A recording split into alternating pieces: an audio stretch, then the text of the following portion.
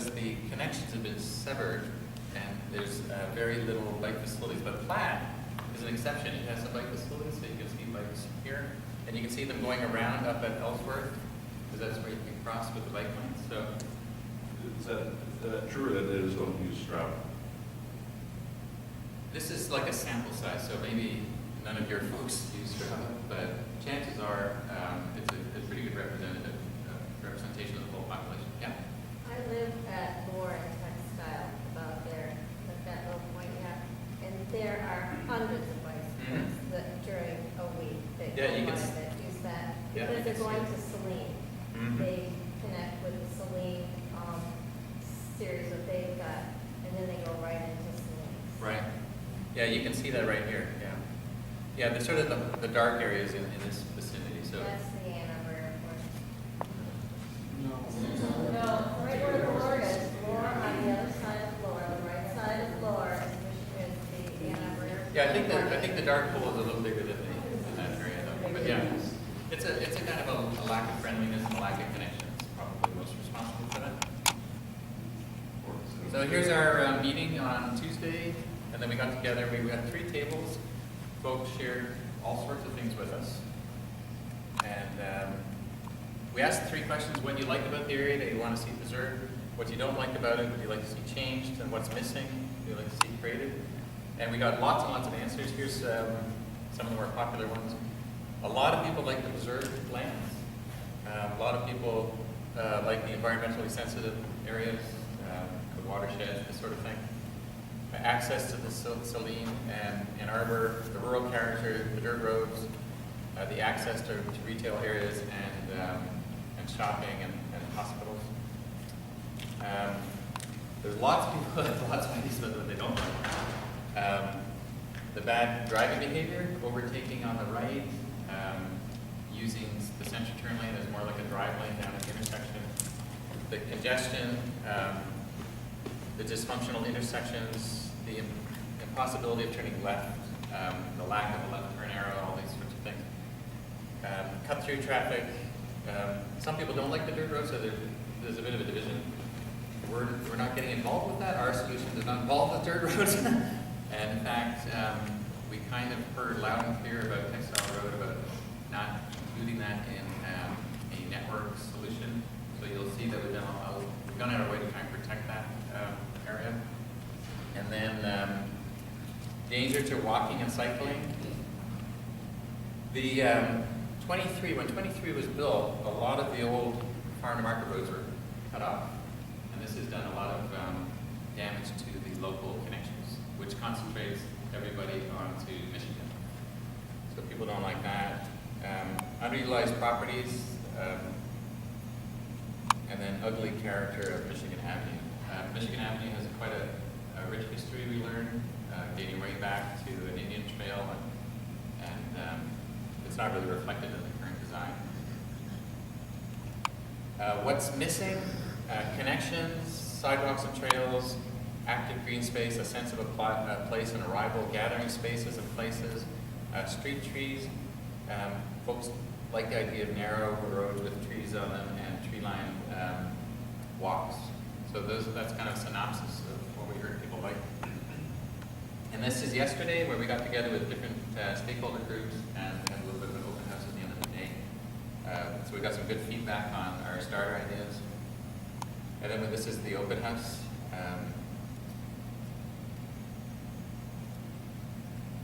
So I'm going to talk about the easiest one first. Let's talk about Packard and Carpenter. There's less layers involved, so, but still a very interesting area. By way of background, I just want to show a bit of a precedent project, because some of the lessons learned here actually are applied to that. So this is an old mall in a city called Winter Park in Florida. It's actually a fairly affluent kind of upper middle class area on 2 big arterial roads. In fact, this one's called Orlando Avenue, and it was the arterial that led from the north to Orlando before the interstate system. So it's a really enormous arterial.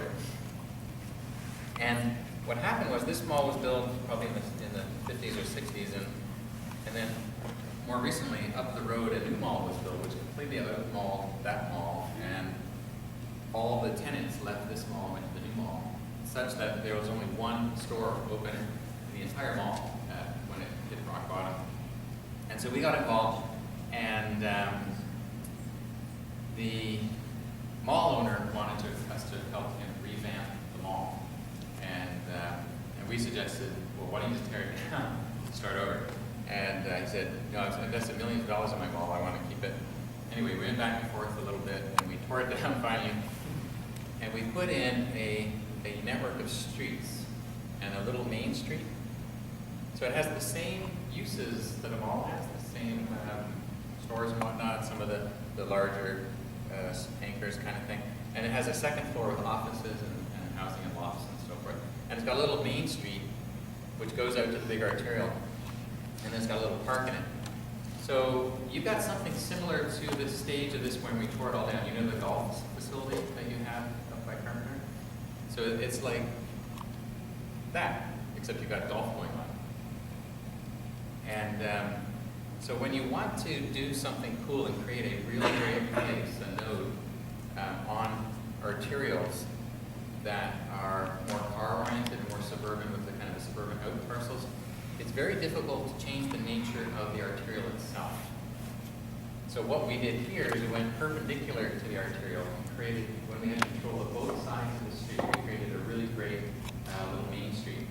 When you design a main street, you want to design it like 900 to 1,200 feet long, because that's about how much energy a main street can sustain easily. And that's why malls, by the way, with the anchors are about 900 to 1,200 feet apart, because that's how much you can sustain with the little shops in between the anchors. So it's a kind of a sort of quarter-mile rule of thumb. So that's what we did there. We put a theater on the end. And it parks at about 5 spaces per 1,000 square feet of floor space, and which is the same ratio as any mall. Except this one completely outperforms the new mall, because people crave place. They crave social exchange with other people. They want to be around people. And we heard, gathering places, and people want places. There's not a lot of places right now up there. So something like this may just be the ticket. Now, because of the market here and its stage in development, we could not afford to build parking garages. So you notice it's surface park, but all of these parking lots are sized such that you can build a parking garage in the future and line it with buildings. So it can evolve with the market and grow accordingly. So this is the little park in the middle of it. Very, very, very popular place. This is one of the streets. Now just pretend those are oak trees or something. I was told don't ever show any palm trees, but the principles are the same. The trees are very, very popular with families. People come from all over and enjoy the place. So this is a different view. That's that little main street. That's where the theater was. That's the big road, Orlando Avenue. And the idea is that this becomes a nice place, and then over time, investment starts happening along the arterial. And we did this about 15 years ago. If you go there today, you'll see all kinds of new buildings up and down the street. It's actually affecting the arterial, and the arterial is becoming a very nice address. And there's one imagination of how that area would be developed, and that's actually happening now in the ground. So here we are. Here's Carpenter. Here's Packard. That's that gas station we showed you a photograph of. Does everybody know where we are?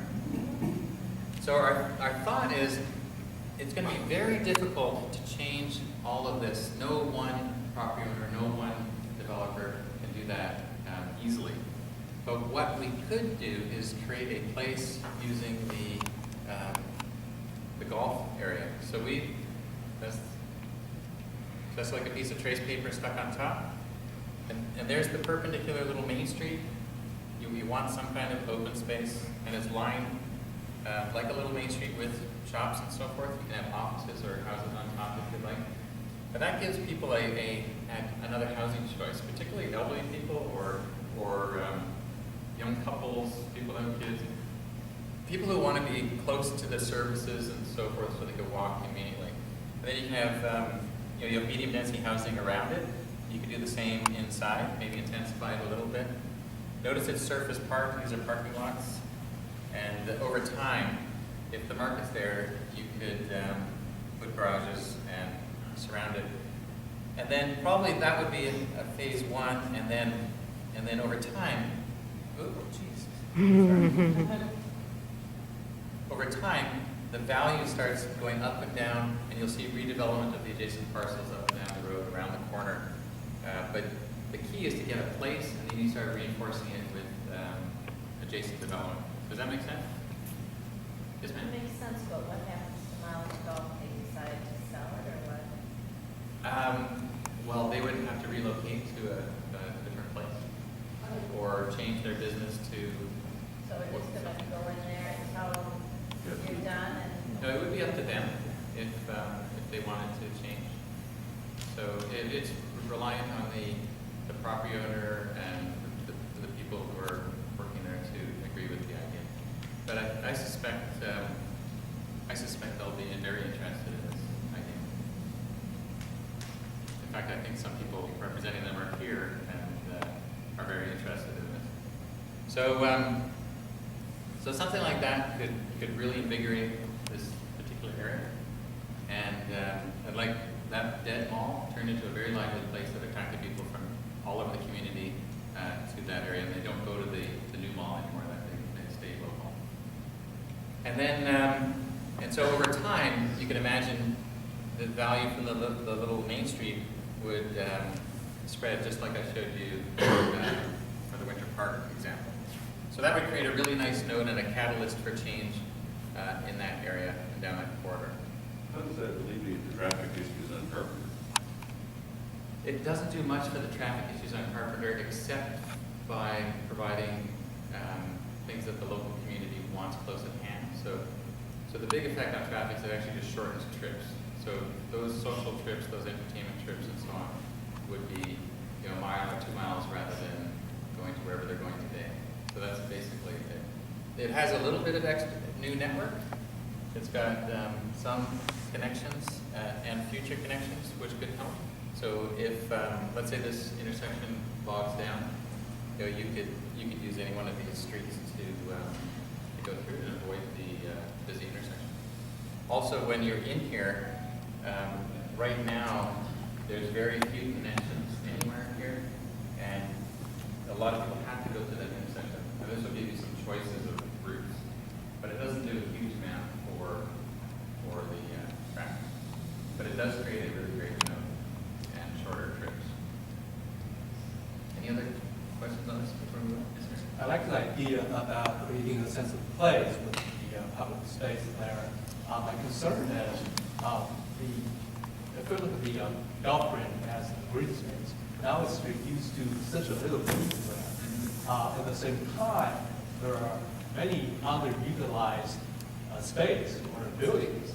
Is there a way to intensify those areas first before we take the green space? That's a good question. So the thought is that this is green space, and there's underutilized property up and down here. We'd argue that this is also underutilized, being in such a great location for golf in the middle of a developed area. But it is green space, and I'd say it's underutilized green space because most people are standing at this end watching golf balls. So they don't. The balls use the whole area, but people don't. I think this would get highly used, and if there were a desire, perhaps, and if somebody's willing to pay for it, we could make it a larger green space somewhere. The issue with trying to activate all the other underutilized properties is it's very difficult to get a sense of place if you pick random places along the corridor. You need a synergy of land uses and so forth in a smaller area to get a kind of a vibe going, get a place going. And once that happens, then you'll start seeing those other places start to pop. But you could waste a lot of time and effort and money trying to do one-ofs all over the place and not add up to anything. And so we get the honor of working in a lot of very, very depressed cities like, anyway, I won't go into all of it, but and the strategy, the key strategy is to create some cool place, very cool place, and then you add on to it. it's hard to create a cool place if it's disaggregated all over. So does that make sense, folks? It's a kind of common strategy for urban design. Yes. Something very similar to this, south of the, I just like it, the mall, very similar to this. And in these spaces, theater, the one, and very similar to what Right. they did in Florida. And I was very surprised to see that in our place. Because I've seen it in California, and I've seen it in Florida. And my husband and I commented that it's beautiful, you know, we were there on a lovely summer day, and it was really lovely, there was some park benches, and people were, you know, going to little stores and stuff. And I just had never thought of it being in this type of weather. We That's a good always point. think of colored malls because we get so cold and a lot of snow, but it was quite beautiful, and they built it in the middle of nowhere. So I think they're planning on housing developments coming in, and they're getting like a cater in there right now. It's a beautiful mall. It's very simple. So where was that again? It's south of Toledo, South of Toledo. down by the Long area, and it's lovely. It's very close to this. So, yeah, it's a good point. So you're building one near here, south of Toledo. About the weather thing, you know, if you go to Banff, Canada, you know, big ski resort, Yeah. they do stuff like this. Aspen does stuff like this. So very cold places, high quality places have outdoor stuff like this. When we were doing Winter Park Village, we were told it was too hot. Nobody would go outside. You have to have an indoor mall for the air conditioning. It was the opposite because it's 90-something degrees with a humidex index of 100 and something. They said nobody, this was one of the very first ones, the one I showed you was one of the very first ones in the country. And everyone said nobody's going to park and then walk to a street.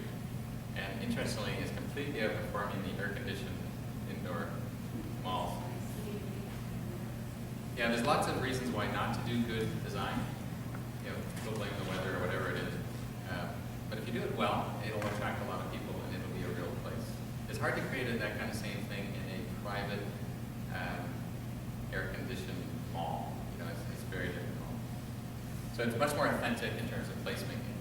Does the snow removal become narrow roads? Okay, the question is, does snow removal become a problem with narrow roads? And again, all of these kind of resorty places have narrower roads.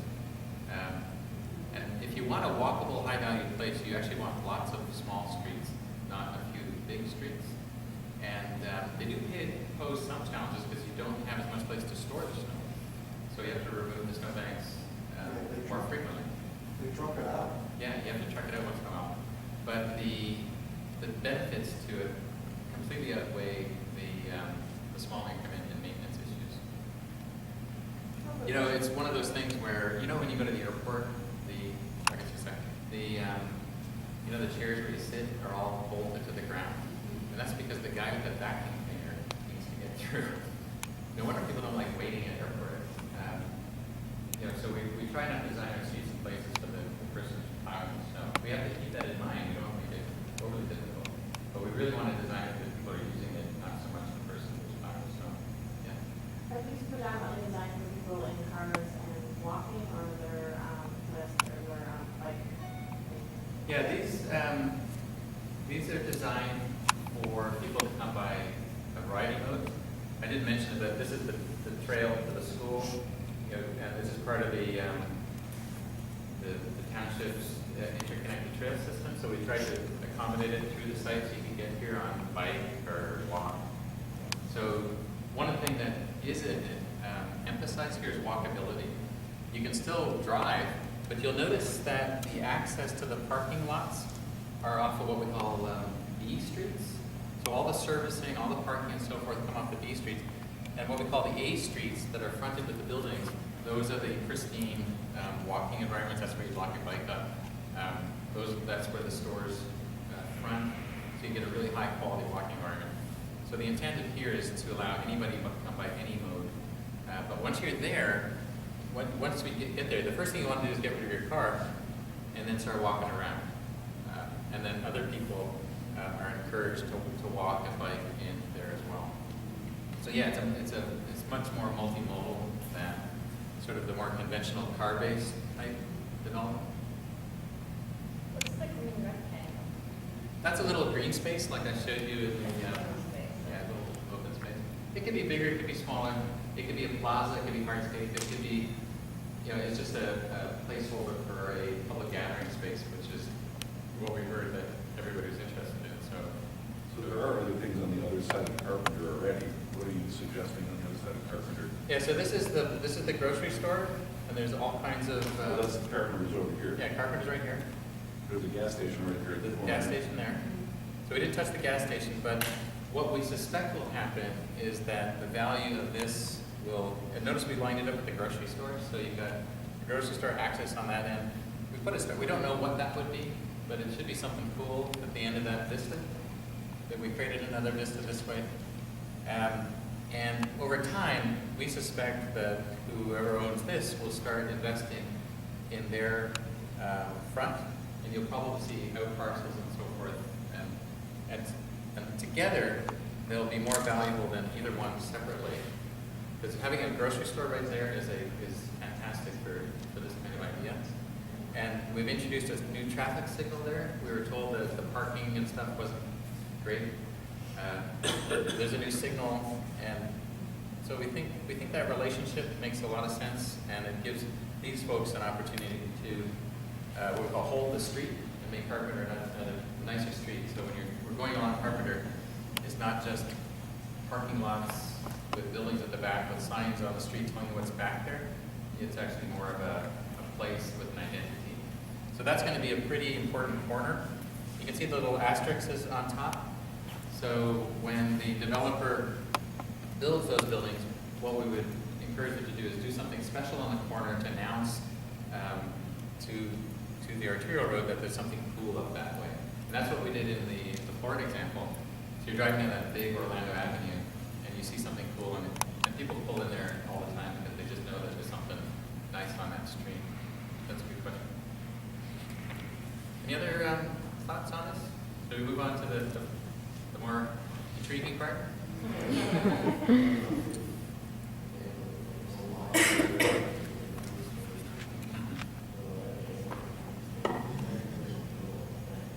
Right. Yeah, you can do all kinds of events in here, and what I would encourage you to do is to do what's called flush streets, where you're going to have curbless streets, and for July 4th or for a concert, you can actually shut these streets down, because you have other streets where the cars can get around, and for the special event, instead of the green space just going from inside curve, you go from building face to building face, and you actually create an incredible plaza that you can have really cool big events in. So let's move on. So now let's talk about Michigan and Platt. Anybody recognize what that is? Eohippus. It's a skeleton of a horse, yeah. Has anybody actually seen a skeleton of a horse? Oh, yeah. No, neither have I. But we all know it's a horse, right? So you can tell by its bones it's a horse. Okay, I'm going to show you another skeleton. It's a mammal. It's a clue. Does anybody know what that is? A manatee. Fantastic. In Michigan, somebody knows what a manatee skeleton looks like. Well, manatee, the other word is sea cow. So both of these animals are mammals. They breathe air. They have lungs. They have kidneys. They're warm-blooded. They eat grass. A lot of similarities, but completely different outcomes. Because of their bone structure, this one runs around and this one swims around. Here's the bone structure of two places. They both have houses. They both have offices. They both have streets. They both have parks. This one is walkable. Lots of ways to drive around. If there's a crash, nobody minds. This one, because of its bone structure, is completely car dependent. It's unwalkable. It has no identity. If there's a crash here, the whole thing shuts down. So depending on how the streets are laid out, you can have completely different outcomes, even though a lot of the ingredients are the same. And last time we talked about a more fine-grained block structure allows a more walkable, permeable network. It still carries the same traffic loads as it compared to just big, wide roads.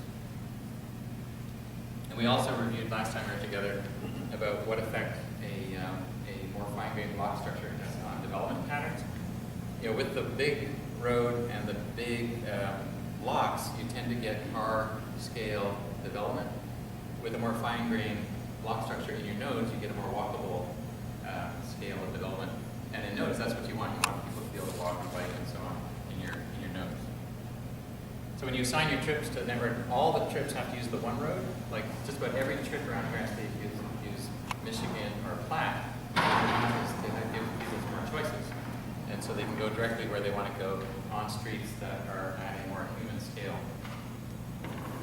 This is a cartoon of the town we lived in. And it was a very long town along a ridge, and it had 3 streets in it that went the whole length. And I only showed 3 north-south streets, but these are the 3 east-west streets that went a long way. And it looked like a long ladder. And then right in the center of the old part of town, the 2 streets crisscrossed. And there's kind of a bit of a mall down here, and 3 buildings with some parking lots on the corner. And over time, the city had widened all these streets to 4 lanes each, for a total of 12 lanes east and west. But there was always problems here. And because it was signalized, only one of these 2 streets could have a green light at the time. The other had to be stopped at a red light. So they effectively only had 4 lanes going through this intersection. So they really only had 8 lanes of east-west car carrying capacity. It's like a hose with a pinch in it. It doesn't really matter how big the hose is. The pinch governs how much water can get through. It's the same kind of thing.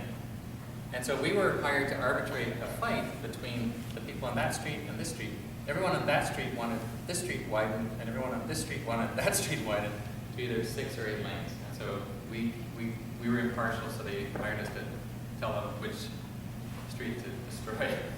And so we noticed this situation, and we said, well, why don't you just get rid of the intersection and just route the road through the edge of the parking lot and just behind those 3 little buildings, and then you'd get 12 lanes, and you wouldn't have to take away all the front yards and parking and so forth for all the businesses for the whole length of one of those 2 streets.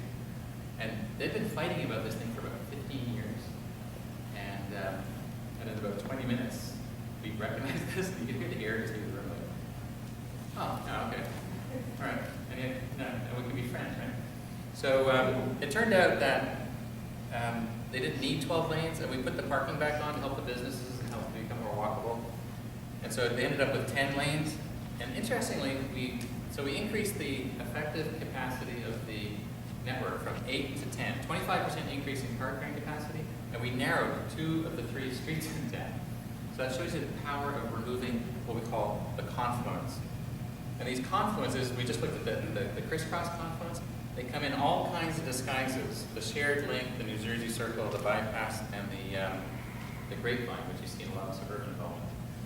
And the key is to recognize which ones we're dealing with, and if you look at the context, and you'll usually find a solution or a network solution, and that was the trick to this entire node, was to figure out this confluence problem. And then there's the land use dimension. A low mixed land use and density reduced my average weekend trip length by about 85%. So this guy has really figured it out, right? He has everything he needs within about 3 feet. So in the weekend, he can sit there and enjoy whatever he wants without having to move very far. This is what we do in terms of land use for our trips to different land uses. So about 20% of our travel has to do with work, our travel trips. And then the other 80% of our trips have to do with all these other things: shopping, going to church, and whatnot. Each house generates about 8 to 10 trips a day, and usually 1 in the peak hour.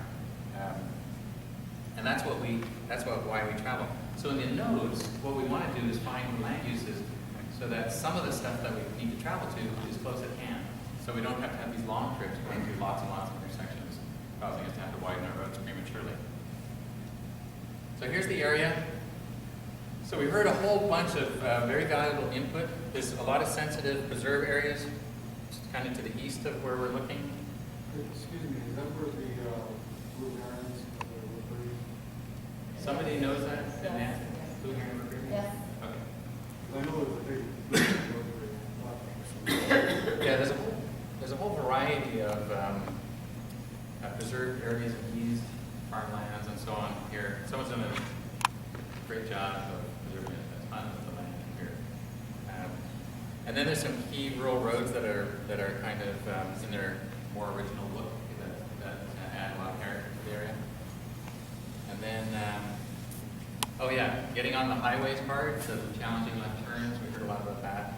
The long waits with the lack of left turn signals at Platt and Michigan, on people's inability to get left out of their developments during a lot of the day. So, and there's lots of other issues, but there's general frustration and congestion in here. And if you look at it, can you kind of see that everything focuses right there? Classic confluence, right? So there's a couple of remedies. One is to leave the confluence and just continually widen the intersection. So, you know, like those two 4-lane roads, they would become an 8-lane and a 4-lane, and it would just get bigger and bigger. Or you can add network like we did, and you can keep a kind of a scale, or you can layer up through grade separation and interchanges, which would also be out of character. So we opted for the network solution. It's the cheapest, it's stageable, and it's in character. Oh, and bad driver behavior. How many more blue boxes are going to show up? I think that's the last one. Okay. Maybe we could extend that both directions. Yeah, I think you could, yeah. Yeah, we heard horror stories from all over. And, you know, people would overtake in the right turn lane and then cut back in. They had no intention of turning right. People would use the left turn lanes and kind of connect them together. There was people rocketing up Textile Road with that, just that slight right, and then jog around and take a left and endanger people on Platt Road. So there's all kinds of stuff going on. And it's probably because of just the whole frustration surrounding this conflict. So here's part of the problem. This is kind of more macro look. You know, we thought we were going to be designing a node, but this turned into more of a regional transportation study. But part of it is Michigan Avenue was the only street left, you know, between way up here by the interstate and down by Bemis. And the other 3 connections were cut, completely cut. So all the local trips that used to be able to do that can't. And in the meantime, you can see the land uses are intensifying, and you've got only one choice. So it's no wonder that it's getting so busy, because every long trip, everyone blames the long trips, but there's a lot of short trips too that all have to go through there. And every one of you who are doing short trips around here have told us that that's a problem. So there's a regional issue. So we were kind of thinking, like, which ones would we want to connect first if you wanted to pass over 23? And we think Textile would be the first choice to get a second crossing. And then Morgan would be the next logical choice in our mind. And then the third one would be Merritt. Who knows if there'd ever be funding for all 3, but if we could get at least 1 or 2, that would be a huge step forward. So that's something we would like to keep on everyone's radar. Because there's a micro issue, and then there's this bigger issue. And it's smart to look at both. I have a question. Is America in East and Westford? Yes. Yeah, right. And it's between Textile and Payne. Did we get it wrong? Or did we, No, that's right. Okay. It's correct. So- America is over Okay. It's 2 houses. The question for you on that is that, you know, Yeah. the problem is actually 23. Everybody's going up and down Michigan Avenue, either from 23 or to 23. Mhm. So if you don't have an incidence ramp out these other roads, it doesn't make a difference, because everybody's still trying to get to 23. Yeah, there's a lot of people trying to get to 23. There's also people trying to just get back and forth. This helps the back and forth. If you want to help to the 23, we could add ramps to any one of these, and you're going to see a bit of that in a moment. I have another question. Okay, Merritt Road goes from Carpenter to, it goes all the way to the plant. Yeah. Yeah. Well, it's cut off now. Oh, The yellow's like we'd like to make it connect. So if you live here and you wanted to visit somebody there, you don't have to get to one of the other. But It that's, doesn't go all the way to the plant. right, and that's part of why, Yeah, it does. It goes all the way. It's a dirt road. Yeah, sure. It's dirt, but it goes all the way to Platt. Okay, so I don't, okay. Yeah, it's not the longest road, that's why it's low on the It priority. looks to me like like your line ends. Oh, yeah, we were just trying to show like the bridge area. Yeah. And just drawing a bridge was too small, no one would see it, so we drew a bigger line. Maybe we should have drawn the whole street, but the idea is just to show the crossings. Sorry about that. All 3 of those are dirt, so you're close. We just think that they should be connected.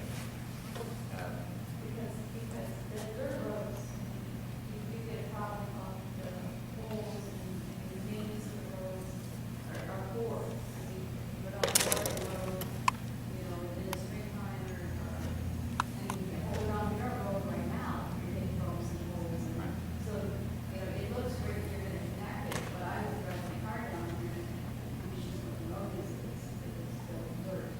Yeah, perhaps they need to be paved for that reason. We're not getting really into the design of the roads per se, just more, yeah, we're more on like a network level. Yeah, we're kind of, all this transportation planning, we're not really getting into too much street design. So let's zoom in a little bit. So there's Textile, Michigan, Platt, there's 23 with kind of it's supposed to be a diamond intersection, but there was an earthquake about 20 years ago. Divert, right down the fault line here. And then there's Morgan just at the very top. And so I'm going to show you our, let me caveat this. So I'm going to show you another starter idea in pieces. Okay, so you're not going to see the whole thing right away, so don't freak out. You only see a piece of the answer, or the suggestion rather. So our idea is we want to, this will become more clear in a moment, we want to change the design of the interchange a little bit, more like what you're talking about, to give choices. We would like to split the traffic before it gets to the sort of Michigan textile area on Platt, so that, let's say you're going northbound on Platt, you don't have to go to this intersection. You can turn left up here, oh, I better not touch, and then go down Michigan. You know what I mean? You have a couple of choices here, concentrating all your traffic in one. And if you're coming this direction, you know how people split off here to go up textile or to avoid the intersection? We're going to provide a proper intersection and connection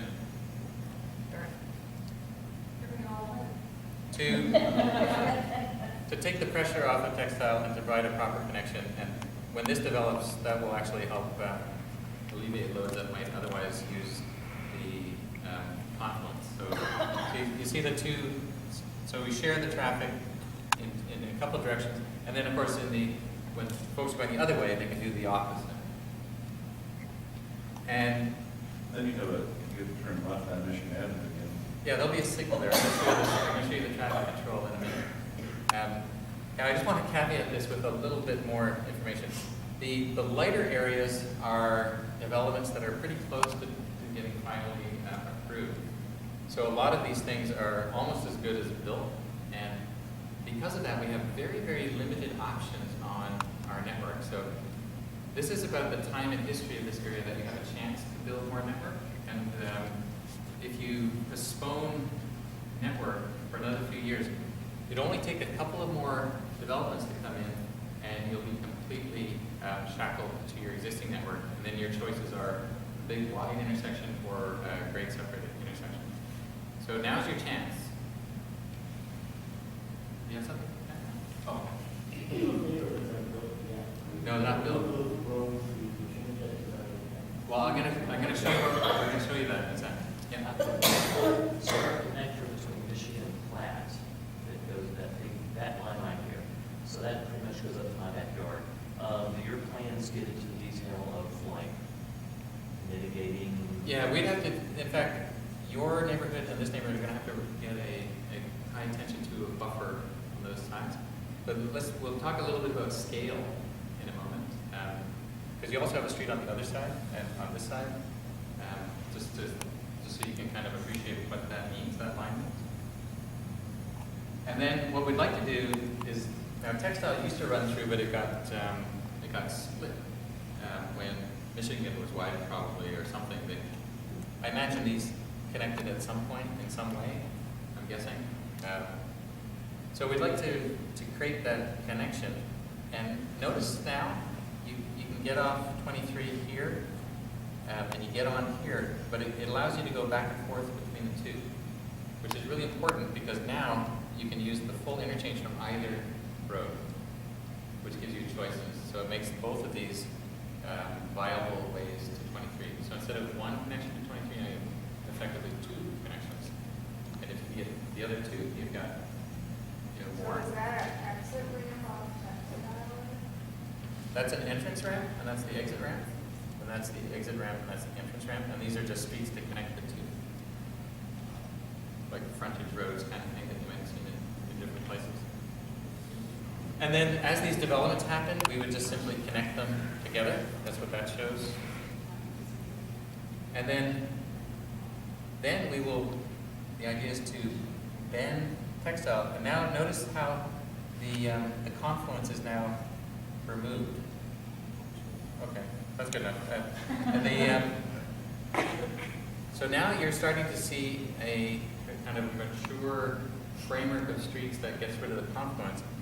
And the thicker lines show this, so the two streets coming off the interchange split the traffic loads into two, as opposed to concentrating all on one road.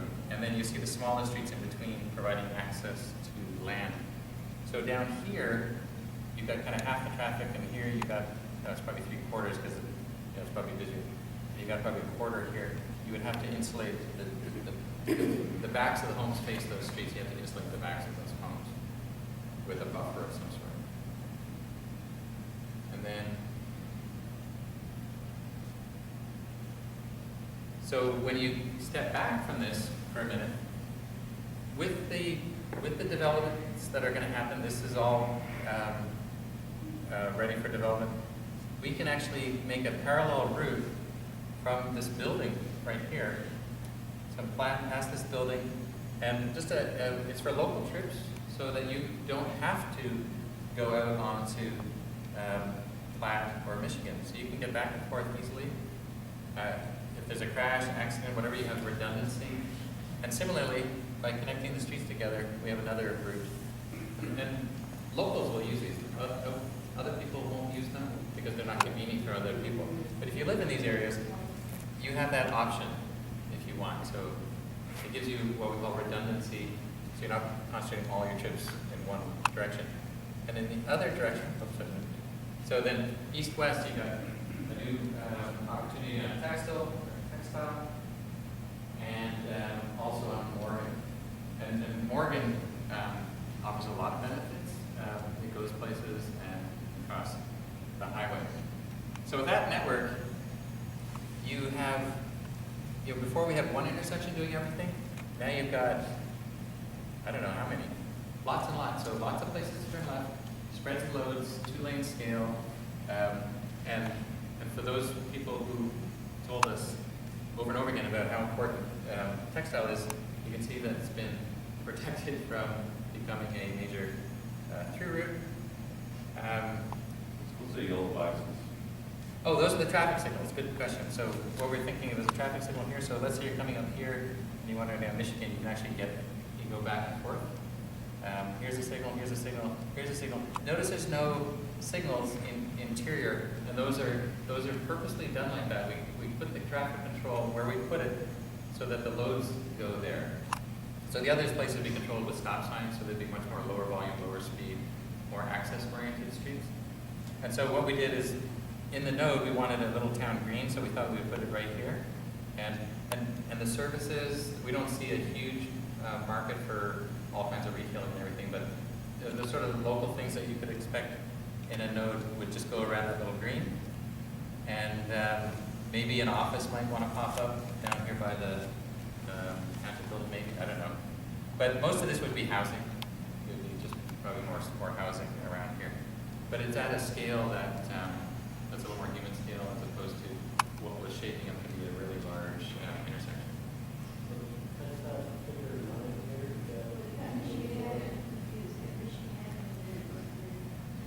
Yeah, so the reason for the thickness is we want to, when you have a US route, it's actually a route, it's not a physical road, and you can move the route depending on your needs.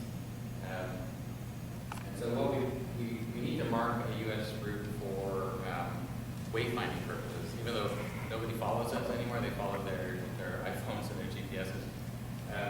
But the route we would mark would be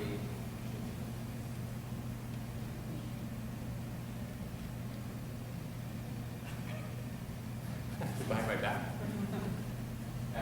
So the route would come here and then come up to textile for this little piece here.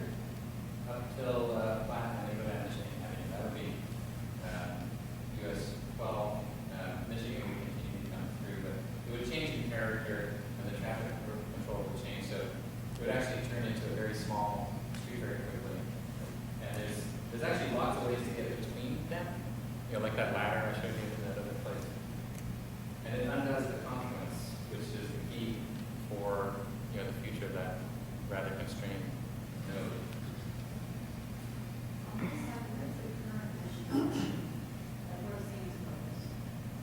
Oh, Sam's Club's, Right now, Platt, Michigan Avenue is still. It's right there, on the picture, right? So how do I get to the Sam's Club now? Like, right now it's on Michigan Avenue and I drive. yeah, you just go up here and turn into it. No, how do I get there? I'm at Platt, Michigan Avenue. You're right here.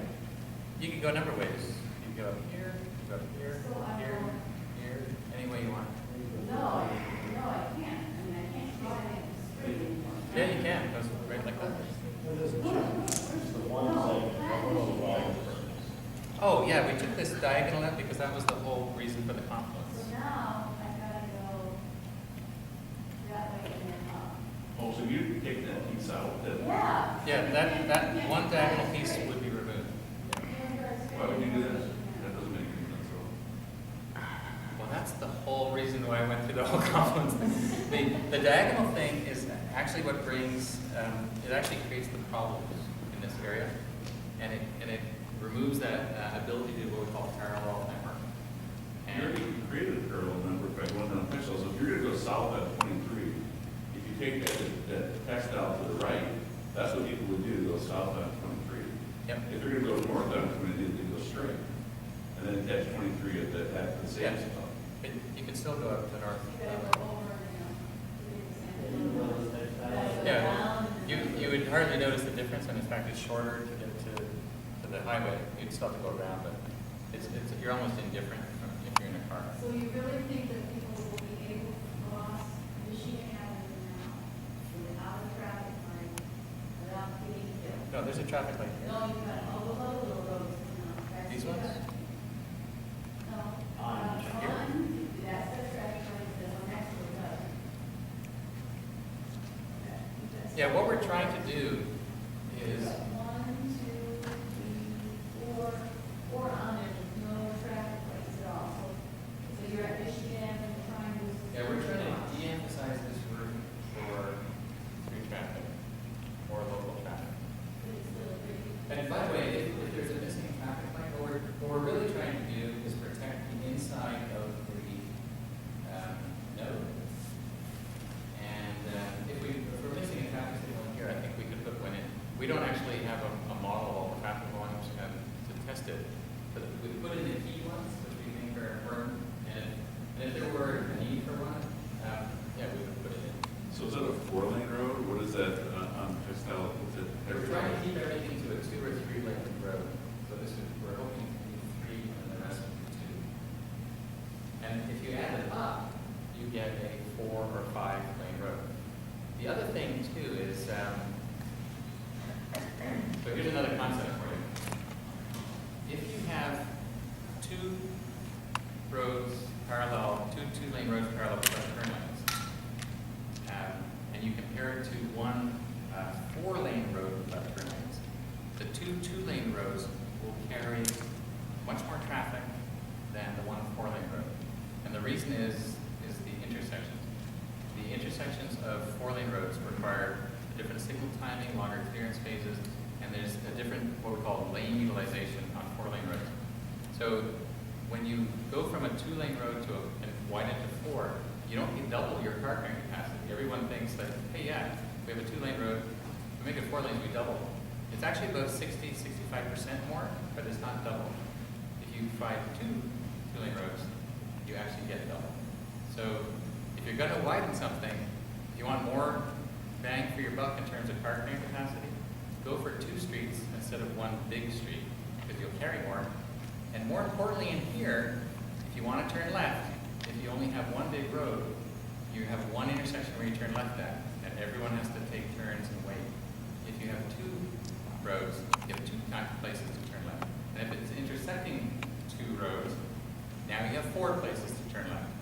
So 2 4-lane roads crossing versus two sets of 2-lane road crossing is the difference between 1 way to turn left and 4. And it's an exponential thing. If you actually do 3, it's a function of the square. Yeah? If you did 3 roads of 2 lane, you have 9 ways to turn left. And And so you'll process way more traffic with a more fine-grained block structure. And that's why places like downtown Oakland can process huge densities with a bunch of two-lane roads. And here, where we have 1/20th of the density, we're ending up with multiple lane roads because we don't have the network. And what we're suggesting here is network, and then you have lots of ways to turn, and you can actually carry more traffic. It's not intuitive, but it's the way it works. I'd agree that, I mean, if you do that as a two-lane road going over there, we don't just shift the problem down to the right. It does make a little bit of difference in the way you lay out that intersection, but you're just shifting the problem down to the right a little bit by doing that. If you leave Michigan Avenue intact, what would happen would be is the people going north would continue up Michigan Avenue if you're coming from the west. People going north would continue up Michigan Avenue, people going south would go up Textile. You divide the traffic. But if you do this, you're not changing the problem. So I disagree good point. that it's local traffic that's an issue. So let's say it's just all through traffic for a second, just to make it simple. So your point is, if we do this, all the through traffic, let's say there's no local traffic. So they'll all do that, and we're just shifting the problem. But and the problem is, you're sitting in lights for a long time, there's congestion, you can't turn left, you can't get front. So let's say it's that bad. It's all through traffic, so that means there's not a single car on the rest of this network. Somebody is going to figure out, if I just turn left at any one of these opportunities, I can get to a completely empty street and get on the highway. So a large portion of, and that's why I showed you that example of the ladder. There is no way to get where it goes used to crisscross. There's no way to get between them. The drivers find one of many options to crisscross. And if we bring them back together, you will guarantee that one intersection is going to have to process both sets of loads. And that's the whole point of removing the confluence. No, I just see that fork in the road as being two opportunities. North's going to go that way, south's going to go the other way. Well, you're right. If you're willing to do a very big intersection, then that's the answer. If you want a smaller scale, then that's the answer. Yes? So I had two questions. Your yellow line, north and south, on the left side of your screen, that's a road, right? Yeah. Is that right? Okay. So it's going through preserved farmland. They're in the PA 116 program. It's a privately owned farm in the upper level. That's the Getty's farm. Here? And not the green, the brown, what's colored brown there. The green would be the Pittsfield Preserve. And there's a family, of course, that lives in a house that would then butt up to that road. They were given a 5-acre parcel, the son, and the new family isn't related. But anyway, so you're proposing, condemnation, of course, would be inappropriate and extremely difficult in the PA 116 program. That's very high quality farmland that actually qualifies for the farmland and ranchland protection. So that's unlikely. The lower part of it is a subdivision that, as you said, is on the drawing boards. It's right now there's quite a bit of dispute, so who knows when and if it will ever proceed. It is a site condominium, even though they look like individual houses. It's a site condominium. The Washtenaw County Road Commission recently ceased accepting roads in site condominiums as public roads. So those are private roads. So Yeah, that'll all be private, probably. Keep in Right. mind that So they're private this roads. network won't happen if they don't develop. And if it's in a protected farm, the Sure. control line will stop here. Okay, so the road would stop there and the farm doesn't get the road, that's good. But then the part that would remain, that's a private road. Okay, so let's say that never develops, so that little piece won't happen. Sure, So that stays a private road, so the only thing we're talking about is that connection. okay. But it does So- provide a way from this development to south without having to go through the big intersection. Okay, so they get a way out at least, but probably people, they're not going to want everybody driving on their private road because they have to maintain it. Well, only the people going in there, that Sure. private development. So them, okay, so that's for them. US-12, I really don't understand. It goes in, I take it straight to Ypsilanti. So it's going to change names and become Textile Road through Yeah, I this don't know about the interchange? names. Or not, I don't know. But it looks like then US-12, you're taking Textile Road, on the lower portion of it, and there is a neighborhood, of course, on that what's like a dead-end leg. There is a neighborhood of single-family homes there. So you're going to reroute Textile Road, I mean, you're going to reroute Michigan Ave, and you're rerouting a US highway? It's a federal highway. So you're Yeah, we've done that before. okay, so the federal highway, then they end up on the other side of the bridge that would need to be built, and then they're on Textile Road on the other side, and Textile Road goes to Romulus. So how is US-12 now going to go to along a southern? Is it ever going to rejoin its original route? I mean, Yeah. 'cause I think it's gonna be- That's US-12 here, and it would come down and then do this. So now, keep in mind, what we also heard from the community was that you didn't like cut-through traffic. You didn't want to encourage more through traffic through here, but you wanted your congestion solved. And we think it's still, people can still go through if they'd like to go long distances. But you have to decide at some point, do you want your little node to be an interchange? You can keep it straight if you like and keep the conflicts, but that route will still be a US route, and someday it'll get widened and bigger. You have an opportunity now to reward the short trip and the community trips, still accommodating the longer trips, but not on their terms, on your terms. And so it's going to be a choice.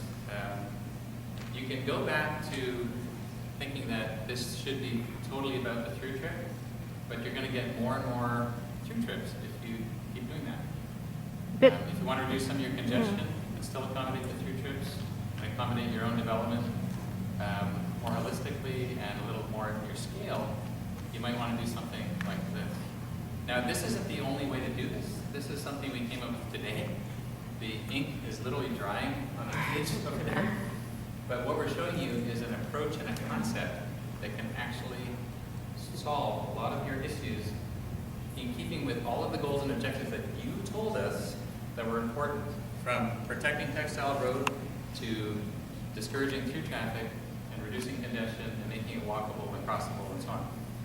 If you think that you can come up with a way to keep the old values intact with the straight US 1 going through this area, I don't think you'll be able to find it, because you'll end up grade separating or you'll end up with an enormous intersection.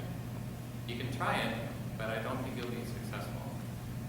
Do you have any idea what the cost would be for widening Michigan Avenue versus Carpenter? Yeah, there was an estimate, 20 years ago or something on Michigan? It was $100 million then, so whatever the inflation would be. But do you have an idea what the curve? No, it would be expensive too. I don't know if it would be $100 million, but it would still be pretty expensive. More or less? For the sake of the meeting, I'll call the watch, but I really don't have any idea. It's got to be more, because you're going to add more entrance ramps to the expressway. It's crazy. It may be more, but let's say it is more. Is it okay to ask for more and get an outcome that's in keeping with your goals and objectives? You could save, let's say $20 million. Let's say you save 20%, and you only, well, it's not going to be $100 million anymore. It'll be whatever it is. So you can save a little bit on a construction cost and have a long-term community value reduction. Your property values will go down if you keep the current, widening your way out of congestion trajectory instead of the building network. Your quality of life will go down. So there's a lot of costs that are over and above. There's crashes. People are worried about safety. We're trying to create a smaller scale, slower, context-sensitive street network. So the safety cost. It's always good to be skeptical, though, and you should ask these questions, about costs and the difficulty of doing this. Like, this isn't easy. This developer, to pull this off, we're clipping the end of a planned street. So there's probably 5 houses that fellow can't build because of this plan. So somebody's got to go talk to that person. And now, if I were the developer, I would probably like to be on a connected network to a node as opposed to having the same problem as everybody else, not being able to get out of my driveway during peak hour. With this sort of scale of street, it's probably going to be a lot easier to turn left because you have lots of intersections to help you turn left. If we keep the sparse network, getting a signal on it, because the DOT has rules about signal spacing, they're hard to get. So you're going to continue to have that issue about getting increasingly cut off as the traffic volumes build up. Now, I don't want to get everyone's hopes up by showing this, and I don't want to be in a position of design and defend. If this is something that you like, you're going to have to fight for it, because this is something that's not going to be easy, and it's not going to be the township that's going to champion it. It's going to take you, the community, the business people, everybody here to make this kind of thing work, including cooperation of the property owners. Yeah. I see where you've got roads designed, the use of the planning, and all the new traffic, planning, new congestion planning. But right now, there's just, if you just pretend those aren't even going now, right? With the congestion that we have right now, which you can be flat, this road is not well, because no one would be using those roads, cutting through, because it would be living there, right? You would be building those roads. With that design that you have right there, that would create the problem, because you can have it flat, with the textile, and then you have them split like you have in that design. But you're not Yeah. adding, not adding anymore. In fact, This is what we have now. Yeah. Yeah, let's pretend that, no, I'll get to you guys in a second. So let's pretend none of the new development's happening. That's about 500 homes, so that's about 500 trips, extra trips in the peak hour. So 500 trips is just over half a lane, just to give you an idea of the scale. And that half a lane of need gets spread around. But if you were just to do this connection and that connection, it would help tremendously. So you can do just little bits of it if you like. Yeah, so we have a backup plan, Plan B. So let's say this were infeasible, it was too expensive, whatever the reason is, couldn't get the land, whatever the problem is. Notice this is what we did, and that's what we did. These other streets are probably going to happen with some version of development, or not. They're not really an integral part of the strategy, but this is, and that is, and then if the DOT was talking about doing some roundabouts, which would probably help alleviate the left issue over the bridge. And so that would buy you some time. I'm not sure it's exactly a long-term solution, but it would certainly buy you some time. Some roundabouts down on Michigan Avenue where you had lights before, that would help a lot. Yeah, we could, our focus has been network, but if we were to do a roundabout here, it might help. But we would probably then need to do a roundabout here and here as well, and maybe a couple others. Roundabouts and signals don't mix well. Either do signals or you do roundabouts. And roundabouts actually work well in series. If you You could, also have to know the signals down there, because you have some problems on there, so that is down here. If you go to Getty, it's- Mind that the highest accident setback is average around. It is, but at the state level, Some states in our part. if you hand up for errors. I'm looking beyond this. And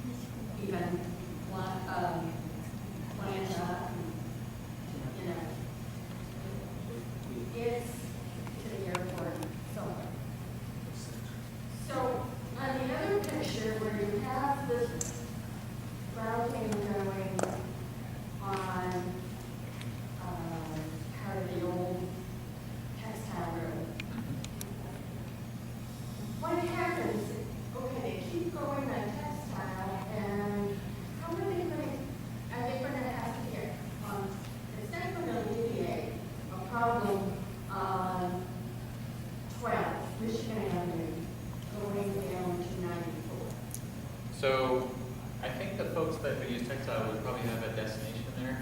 If the folks were going that way, they would take one of the other streets over. No, you're wrong, because they're gonna have to go north on 23. So they're gonna take Textile Road, up that service road, back onto 23 to get to 94. So it doesn't change. Or you just take Michigan Avenue. No, you can't. You can still go to Michigan. But the whole point here is to provide choices. And if you really like to go diagonally, you do that. You can get to all the same places if you go here too. So everyone's going to come up with their own strategies. You definitely have a strategy in your mind which way you want to go. You probably have a strategy. Everyone has their own strategies. And when one of them gets busy, people are going to change strategies and use the network. And that's why Well, you there is no network here. This is not a network. From Platt to 23 is not a network. Yes, sir. I want to address the west The West. on Michigan Avenue. All the traffic that feeds into Platt and Michigan Avenue and causes the problem is still going to be coming and causing the problem. Sure, they have other choices beyond Platt, but they have no other choice to get to Platt than to follow Michigan Avenue. And I want to know why we aren't proposing something for Venus Road out of Saline. Because Venus is a straight east and west hit. It's actually the bottom of, I think it's probably the bottom road on that. That's why it is. If you follow Platt, It's way down. Yeah, it's way down. now that's right. Yeah. Yeah, and so, you know, it's not going to alleviate all of, There's Bemis down here. So Yeah. we're looking up here. you know, and there's a moon road in Bemis.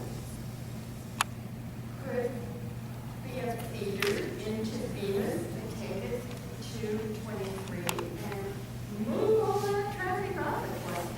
You know, Not all of it, but some of it. yeah, maybe get a little change. You know,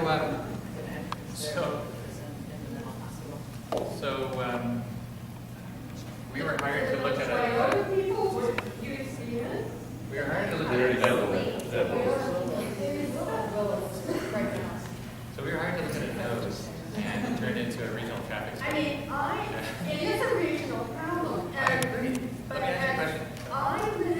I live on Michigan Avenue. Okay. And I can tell you between 7:45 in the morning until about 9:30. Forget it. It's bumper to bumper. From 3, at least 3, and I mean, I came tonight down Michigan Avenue to here, and amazingly, I could turn up on to Michigan Avenue with no traffic in sight in either direction. And We arranged for that. Right. That is very rare. And some nights, traffic lasts until 7:30 on Michigan Avenue, coming from the west. Okay? And you're not doing anything to keep that traffic from making a congestion area at Platt. You know, we're urban designers, landscape architects, and traffic engineers, not miracle workers. Yeah, I'll see it. That is Saline.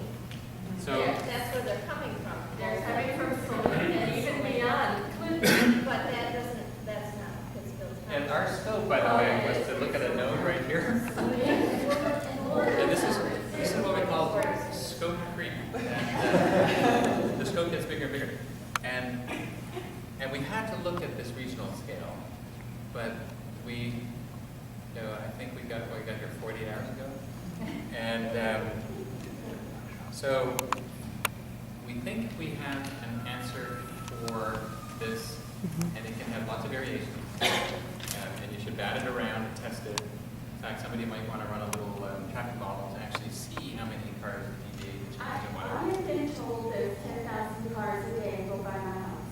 No, there's actually more than that. Well, that was the figure I was given Yeah, it's about more 10 like, years more like ago. 25. It's like 26 now. Yeah. 26, okay. So, yeah, I hear you loud and clear. There is a lack of a regional network here, and that probably deserves more attention than we can give it. But we're doing the best we can with the time we can to make a note where it can still help solve a lot of the goals and objectives over here. So,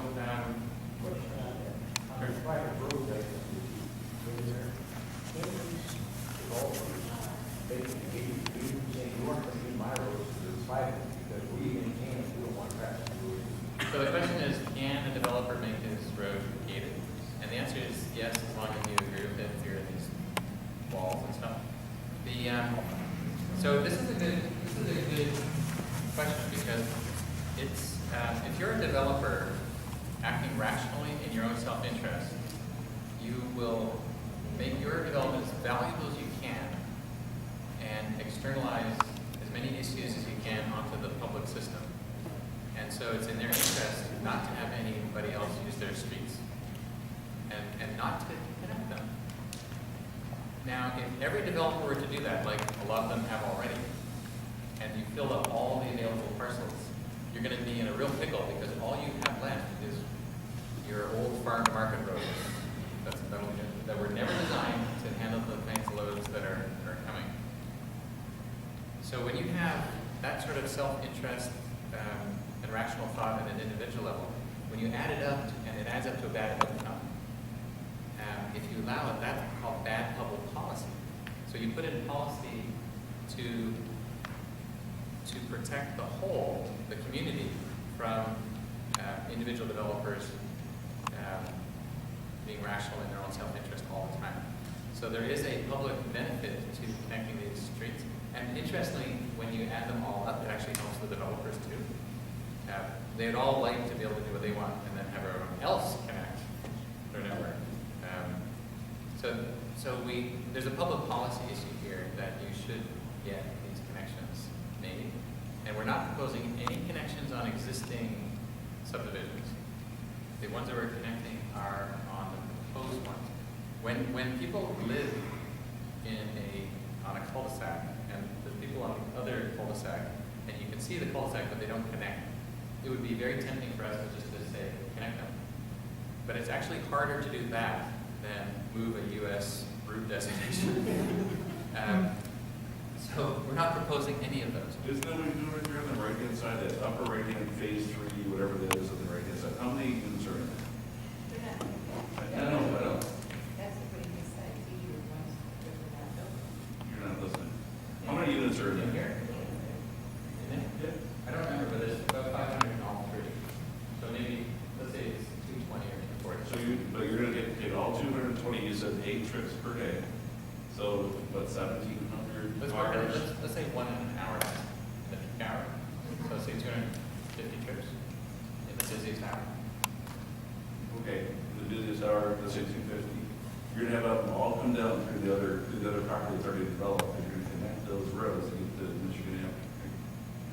Or you can have them go all through the other property that people have their houses down to get to Platt. So you're just basically dumping your problem on the people that. Well, actually, we connected here. And we're connecting here too. So so we're not proposing to route someone else's traffic to an existing. Well, you are, because there's no connection there now. So if you connect them, then they're gonna, if the traffic's logically gonna go right through, directly down to Michigan Avenue. Yeah, we're not proposing any connections that aren't already on the existing. I think that Pullman Powell, whatever it was designed to go straight through Morgan. That's why I think it's on. But we're not showing it. We're beating over the district connection because we don't want that issue. And by the way, a lane can carry about 800 cars in an hour typically. Just to put the 250 in perspective. But you don't want to fill up your lanes because of quality of life issues. Yeah, so we don't want to get into that argument with new people going through existing people's development. Truthfully, that all of these should have connected in multiple ways when this was laid out, and then we wouldn't have this issue. But because these folks acted rationally in their own self-interest, it's actually more valuable for them as an individual to not connect and then have everyone else connect. But since no one else is connecting, you're left with just a sparse network, and they're all in here angry about the traffic. So that turns out to be bad public policy. What we're trying to encourage is better public policy. Yes. Two questions. Two questions. Yeah, I think that was the last slide, wasn't it? And where are the slides available if you want to, I want to show my husband? So we're going to give our presentation to the township. Put it on the website. To the township, and they'll make it available on the website. Is that all right?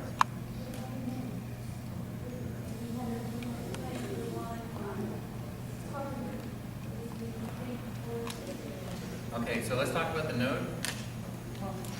So we think the node is a little bit different here because the character is different. We think it's a much smaller focus. And so we just did this green with some circle. Someone disabled that. So we did a green with some development around it, some services, and that's it. There's a rehab place there, there's Burger there's a couple of houses, Burger already. Right. Yeah, it doesn't necessarily have to go there. This is again, this is a concept. But the other one has a little, he has shops and streets and a beautiful plan, and I can see what you thought would work. Yeah. Given this area, given this traffic pattern, what kind of a node would you think would fit there? You had a very nice idea for the other area. What goes here? Yeah, we think it should be much more compact like that, and then in the others blocks, that we would see probably medium density housing. Or more congestion. Well, yeah, it's more congestion, more trips, but you have more network. Well, the market would probably. So what we're looking to know there are services that people in this area don't have, and somebody. So let's say you were in the business of building commercial property, you would probably do a survey of how many housetops around here, where's the nearest barber or grocery store. Well, you go through the whole list and see what's missing and what there's a market for. And how to go in there. The planning commissioners are all leaving. Yeah, we didn't do anything hugely ambitious. We think it's a smaller scale idea here. If you'd like to see more, that's not a problem. You've got a whole block section that change. The idea, though, is to provide things that people need close at hand. So you're lost. Just a question of if you can't answer this, maybe somebody in the township has to. When are they looking at trying to put this forward? Never. What's the time frame? So the question is, what's the time frame? Never. I'm going to say I don't know because I have no idea. That's what I'm saying is. But The township. yeah, I don't think even the township has. They're seeing this now at the same time as you. But I don't think anyone really has time to work with this. But what I would suggest that the township do is the first thing is to work with the properties that are affected to not preclude a bigger idea. I wouldn't say it's a huge idea, but your opportunities to do something are getting very narrow very quickly. So I would suggest, first of all, when you go to the emergency room, the saying is do no more harm. So you don't want to box yourself into a corner even further. Keep your options open. So that's what I would do first is protect your options, and then start to really do your homework on this. And those hard questions that you have to answer, and answer those. Maybe we need a model. Maybe we can test this out. These are just ideas right now. They need to be fleshed out. But it starts with ideas. It starts by protecting your options, because rapidly you're getting into a position where your options are looking pretty bleak with the big intersection or interchange. Unfortunately. In the long run, you can buy some time at the roundabout at that intersection and not do any of what we're talking about, but it will fill up. this will continue to promote through traffic through the area. And you'll go from 25,000, once it goes to 4 lanes, you can go from 40,000 cars a day by your house. I'm opposed to more than 2 lanes. I didn't know like the big ones.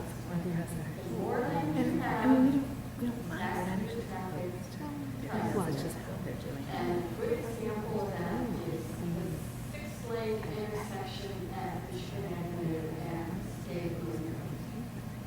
You know, Everybody who wants to go through, there's supposed to be 1 lane going through, and they zoom right That's past. true. so let's talk about that a bit. So we'll do a little pop quiz. So if you went from 2 lanes on Michigan to 4, and say you widen things at the existing intersections so that more, so presumably if no new driver showed up, it would be a whole lot easier to drive up and down the road, right? Does anybody think that would last very long, or do you think there's enough pent-up car use demand that it would fill up? Any thoughts? Would it fill up? Is there enough? So maybe eventually we're done, I mean, you might not initially in this time of time. That's what you said, 10,000 cars, you continue to grow. Now, If you designed it, this is a 4-lane road, it's not gonna do anything different. It's just gonna, it'll fill up, and it'll be the same thing. If you make it a center median, people have to go right, Michigan, you turn, do whatever they're gonna turn around. It could alleviate some of the problems. But right now, the way it's designed, it's not gonna help much. So let's talk about that a little bit, and then we'll get back to the prediction. So we all agree it'll fill up. And typically, these sorts of things and these sorts of growing areas fill up faster than we ever anticipate. The model says it'll fill up in 15 years, and then 5 it'll fill up. We're working down in Houston, and they widened one of their highways, and I think it was by 10 lanes. And within like 3 or 4 years, it was filled, blew the forecast out of the water. It will probably fill up, and you'll have 4 lanes of congestion as opposed to 2. Now, what you were talking about with the medians and the Michigan lefts, that's called access management. And what it does is actually reduces your ability to turn left, and it puts it in discrete spots where you can turn left. People do want to turn left, and so then they have to go to these few places instead of multiple places. And you need to, so let's say you had 10 places to turn left, and now you have 2. So instead of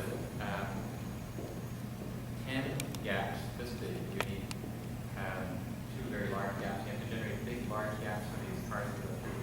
These large gaps means you have to have a red light for a long time on the through traffic. So you have to be very careful about access management strategies because they require you to concentrate your lefts at a few places, which means you have to give them a long time to turn left because there's fewer of them. And you'll end up with long signal time and usually more lanes.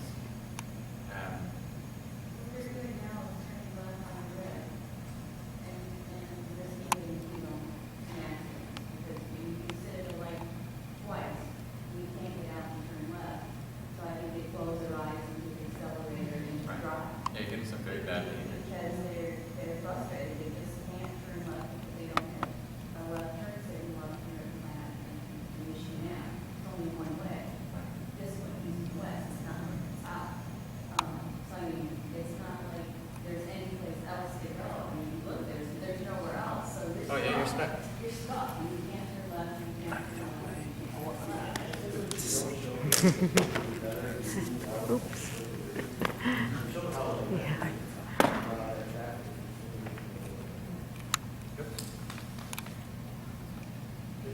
I mean, that's nice, but again, I think you're risking some of this. People are going to come here, traffic's going to die way down. Oh, yeah, like I said, you really need to do a regional look at this. You can't get off of Venus, so you still have to go. But you could, if you changed it. Well, What? once down, Right, but, yeah, You're this, on 23, you can get off. yeah, keep in mind this, we can change this. This is just an Yeah, idea. if So, anything were an exit off the expressway, people would jump off those. Yeah. Those So- instead of coming in. Because I go down now, I go south,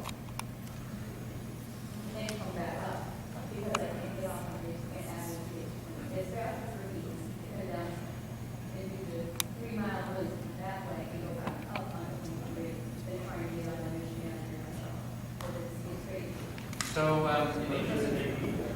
the interest of time, we'll stick around, there's only a few of us left. Why don't we wrap it up? Is there anything that's, Sean has, you got over it? You're okay? We'll talk about that. Does anyone like to add, or the township would like to add? Okay. Well, thank you all for coming. Keep engaged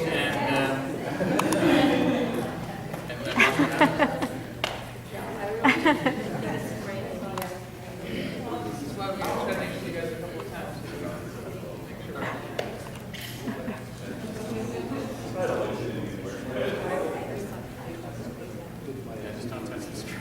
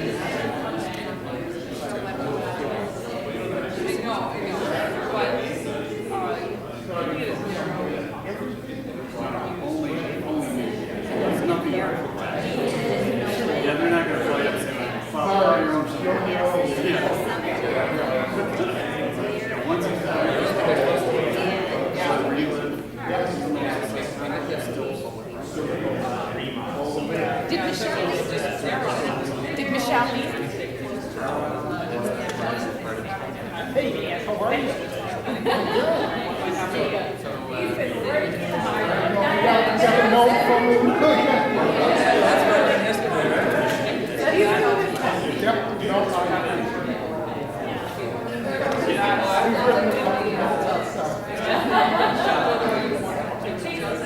Yep, no problem.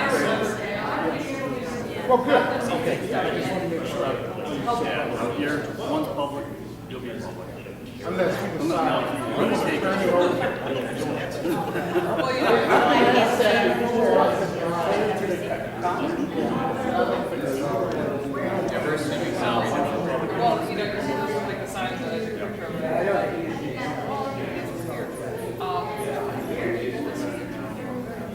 My street, all that's other rivers. It's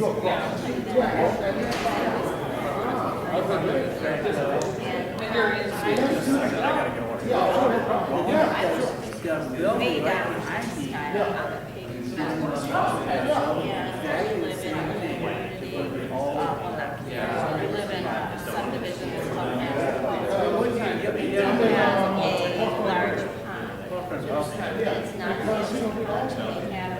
They have to figure out, because that's the whole area where the car is. But one was, The other half of the side. it would be that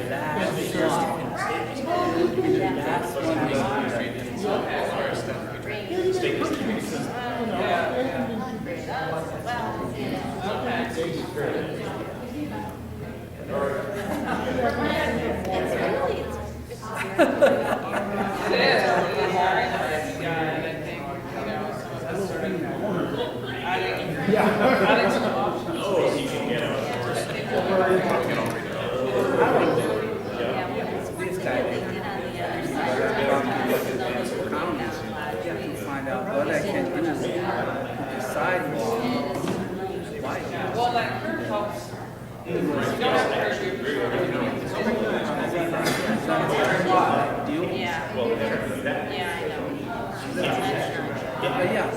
you're right, that's, I'm talking to him. Yeah, thanks for having us. Actually, I like to get closer to the back and bus stop. People can walk on the street from Sands to the apartment. Say, you Yeah, because there's no sidewalk. Yeah, and there's so much interest in it. Okay, sorry. The other thing is, It's not the first time I've had that. nobody can actually, nobody can use it unless you have a car. So that's, yeah, but the two neighborhoods they can use it. The rest of them, my neighborhood, apartments, they're something they need that. Whatever.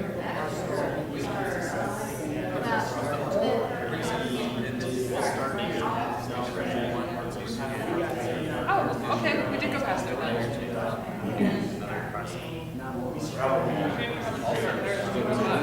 Some people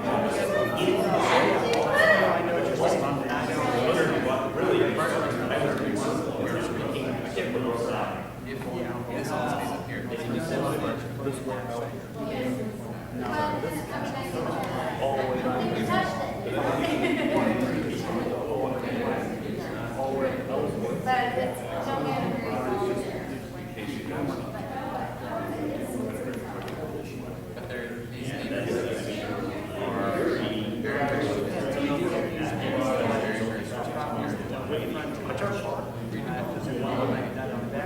maybe just the next one. I have worked those days.